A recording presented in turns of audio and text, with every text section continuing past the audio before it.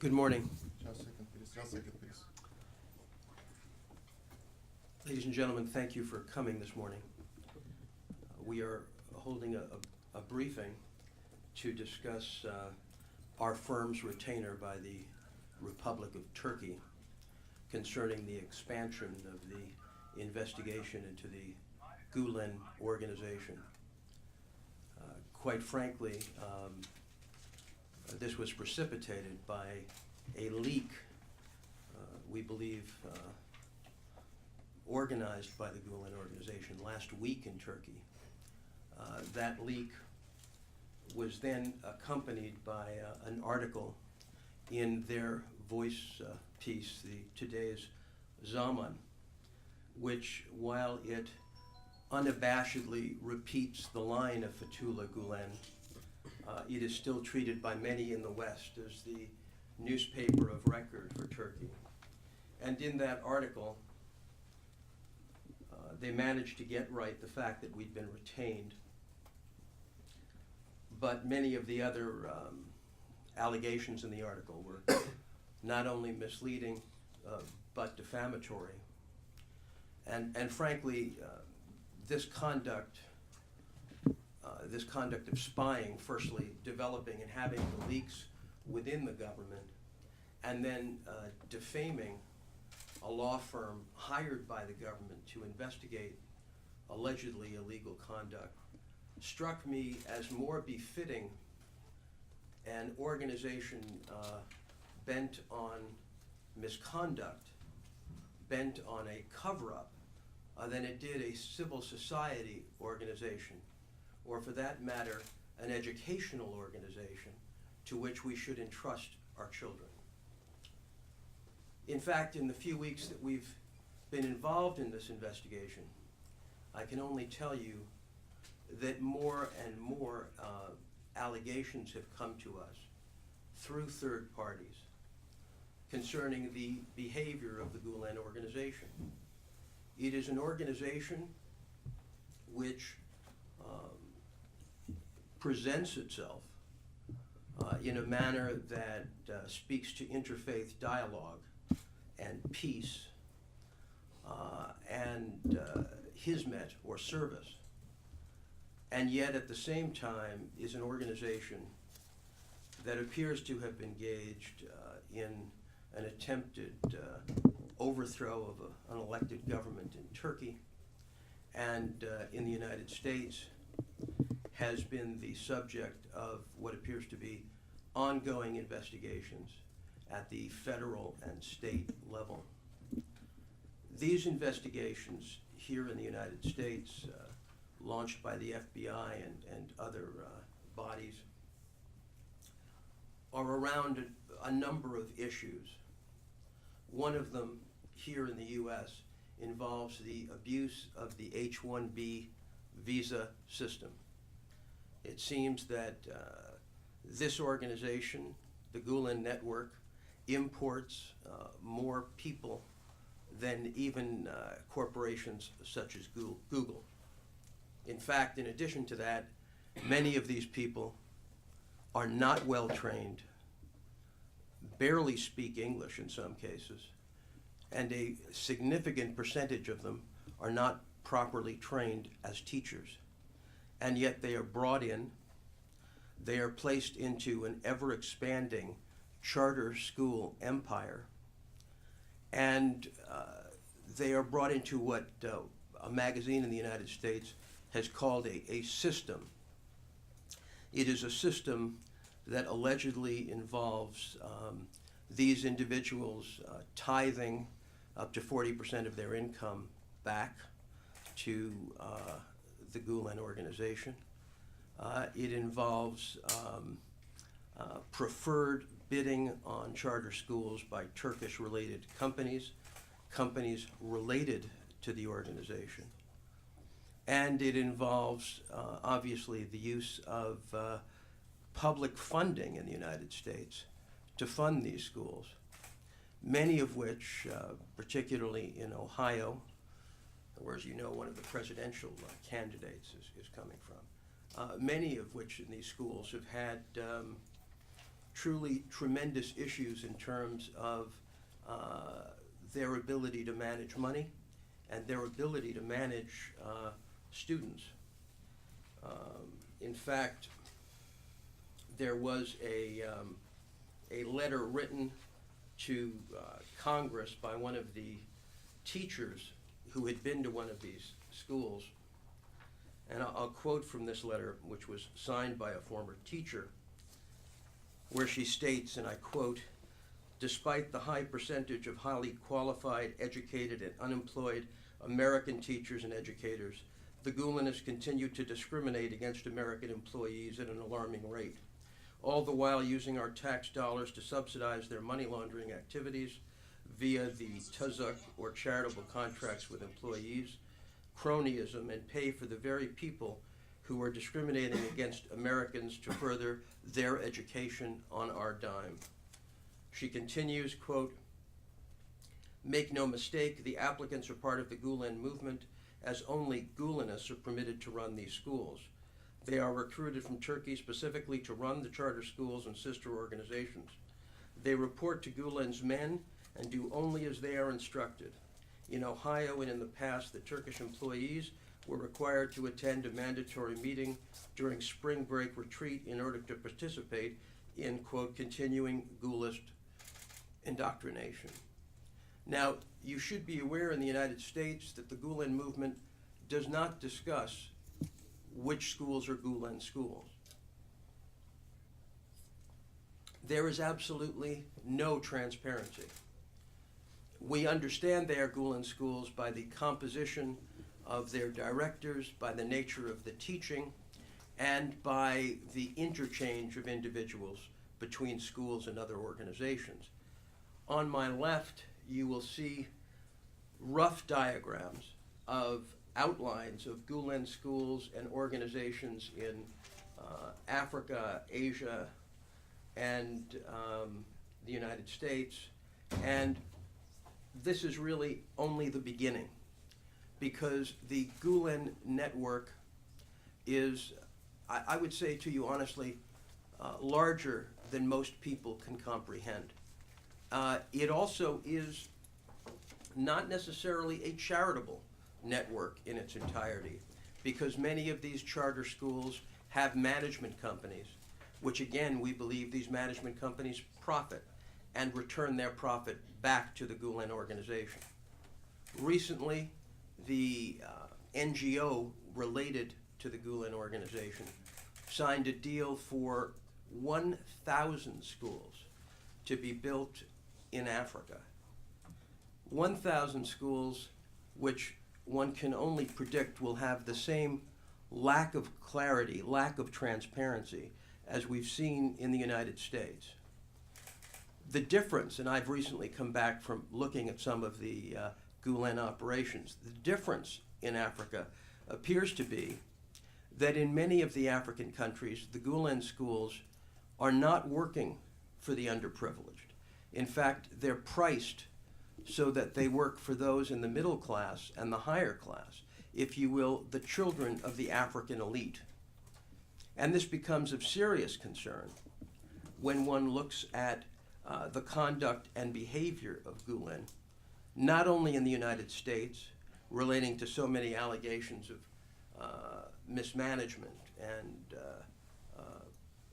misdeclaration in terms of funding, but also, and I think very importantly, there have been news reports in the United States concerning the activity of the Gülen organization in making very sophisticated political donations in certain areas where their schools are have most potential for either expansion or risk.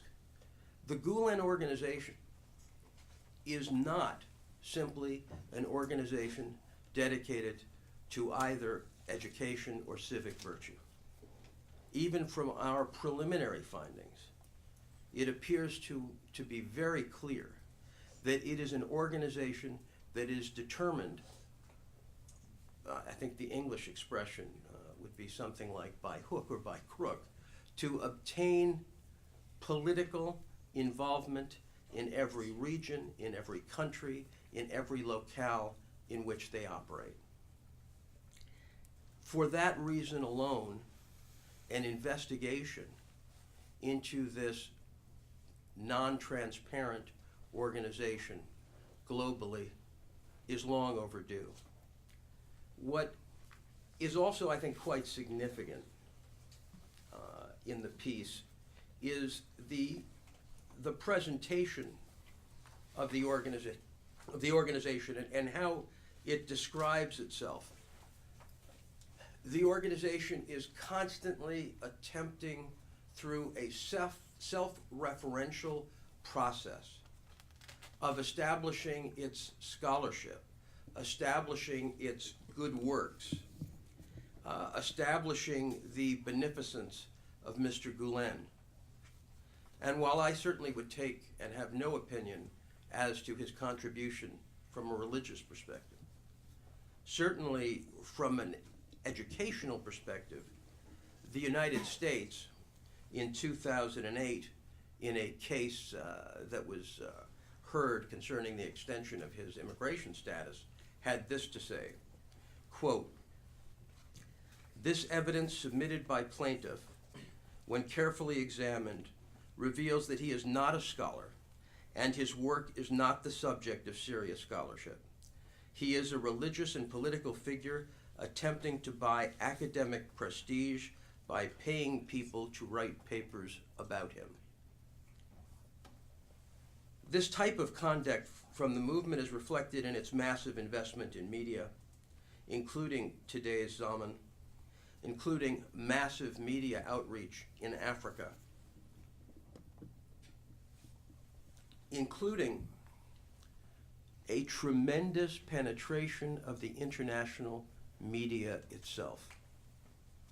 Time and time again, the best American and international brains are hired by people connected to the Gülen organization. They are presented with the facts as reflected in today's Zaman or other Gülenist pieces and asked to comment, all to the discredit, largely, of the Republic of Turkey. So, when we see the massive penetration of Gülen and their political activity, one almost sees the behavior of the organization as a quasi-state. In other words, through their soft power, through their extensive media outlets, through their ability to compromise major think tanks and independent consultants, through their non-transparent operations, through their unwillingness to state that the organizations are all part of the Gülen movement. They build their soft power by making it appear as if the entire world has independently come to the conclusion that they are providing immense value to the world. This is highlighted by their very ambitious Gülen Peace Prize Award. And those awards and those incentives to political leaders have been used tremendously in their expansion in Africa and in other cases. So they have this soft power on one side. The hard power relates to the movement of money. It relates to the spying that they appear to have done and that, in fact, it appears our firm may well have been the victim of. It relates to the defamation, which they have already started with our firm and which I am told will continue. In fact, I have been told by people in Turkey that we will suffer 1,000 deaths through the attack of organizations related to Gülen. In today's Zaman, in a first article, before it was even confirmed we had been retained, the article contains statements that are beyond defamatory as a lawyer, that make it appear as if our firm was prepared to conduct itself in a manner that was illegal.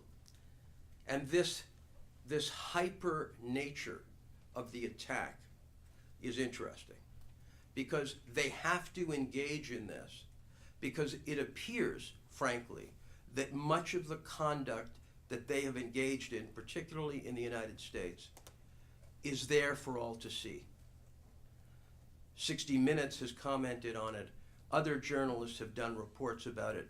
The issue has been that they've managed to atomize the press. They've managed to make it so that very few people have been willing to connect the dots, because everybody is aware of their massive media resources, their ability to threaten in many ways. My office has already been receiving everything from death threats to threats concerning our ability to professionally carry on and function.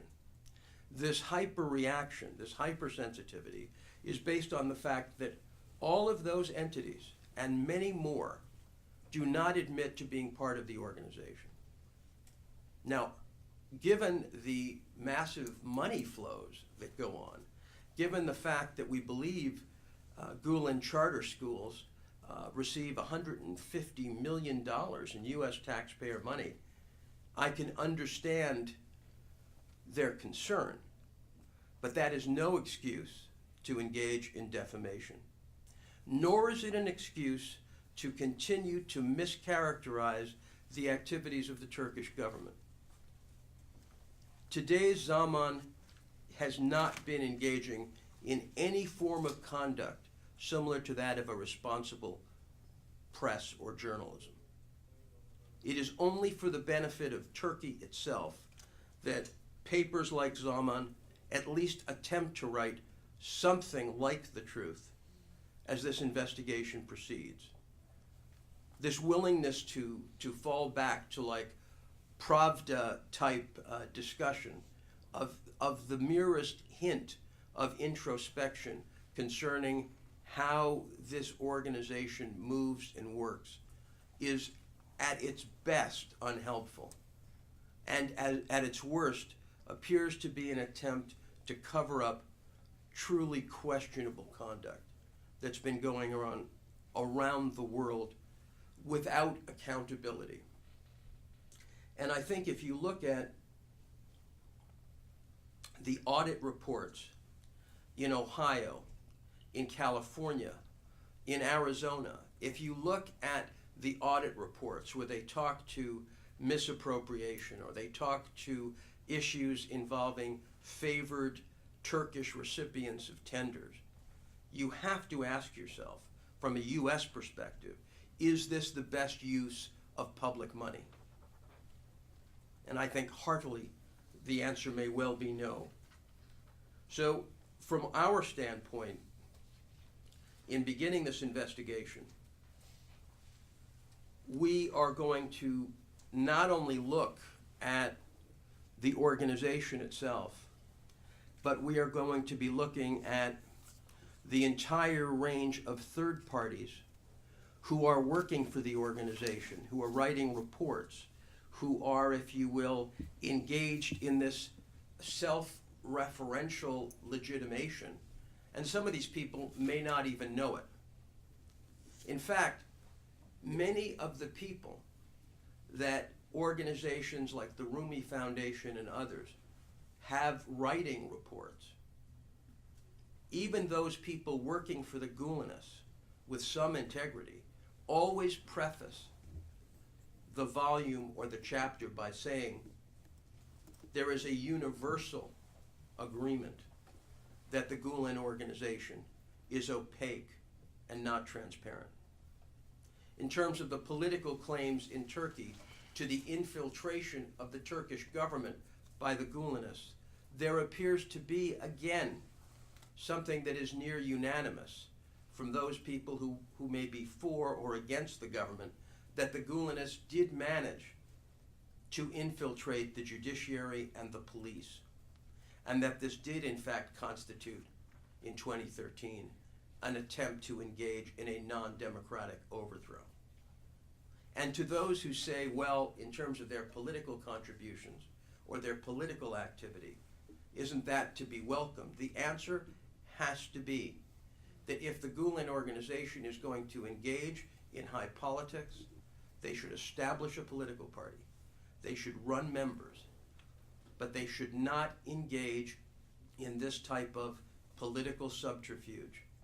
They cannot expect to educate an entire generation of children, often using the term, bringing them into the light, when they themselves are covered in darkness and secrecy. So our investigation is beginning. We may not have even had this chat with you today were it not for their own activity last week in Turkey, and the necessity we felt to come out and explain ourselves in the light of the article. And we're certainly open to questions. My colleague Sherry will assist here, so thank you very much.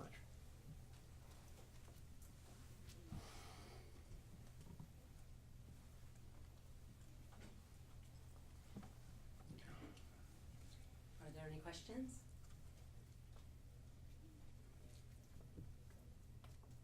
Great. All right. Thank you. Sure. If you could just state your name and your organization.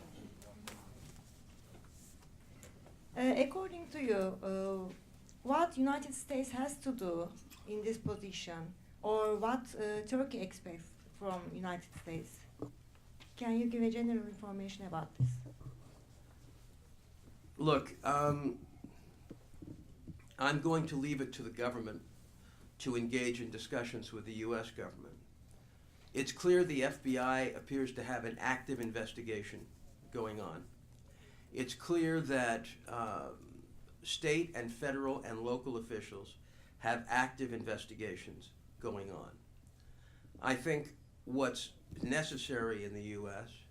is for those journalists and others who are concerned about particularly the charter school movement or concerned about the political donations. There's been an excellent article in BuzzFeed about the political donations where the reporter interviewed individuals from some of these schools who had made donations, and the individuals had no recollection of the donation even having been made. So once again, what the Turkish government can do, and we hope they'll continue to do, is supply the U.S. government with as much information as possible concerning these activities. But obviously this is insofar as the charter schools go, this is a domestic U.S. issue that, in fairness to the U.S., they seem to be addressing.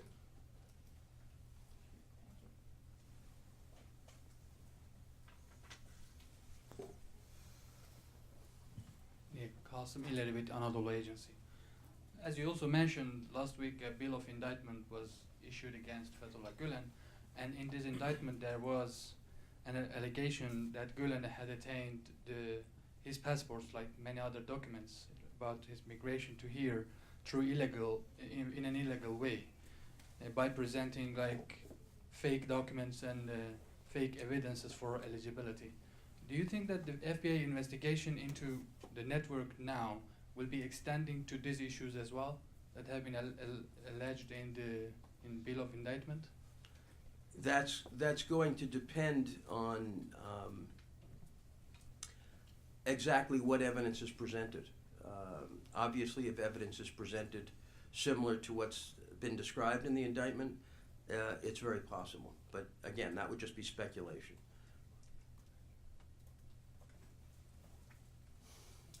One more question.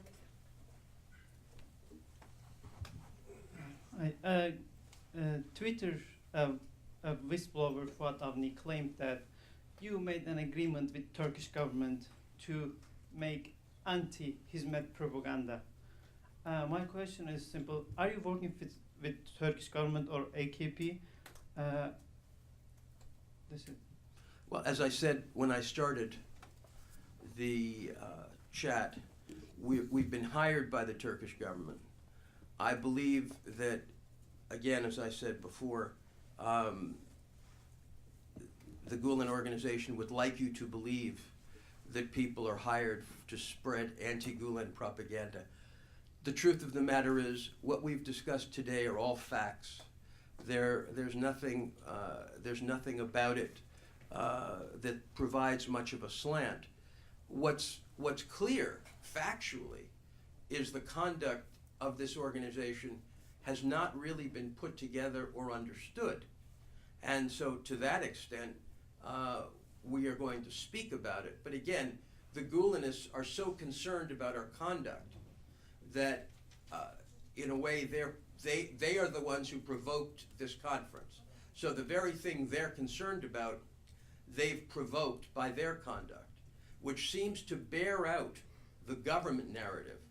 One, that they have spies inside the government still, and two, that they will stop at nothing, including fairly strong defamatory attacks, to stop an investigation. And you know, I have a 35-year history of working in political disputes around the world. And the attack on me in today's Zaman was more fabricated and embarrassing than I dealt with in Zambia, representing their former president. I think today's Zaman should be ashamed of themselves for engaging in such absolutely childish and adolescent conduct. And in a country such as Turkey, where freedom of the press is so sacred and needs to be protected, this kind of irresponsible journalism does Zaman absolutely no good and is a discredit to their organization.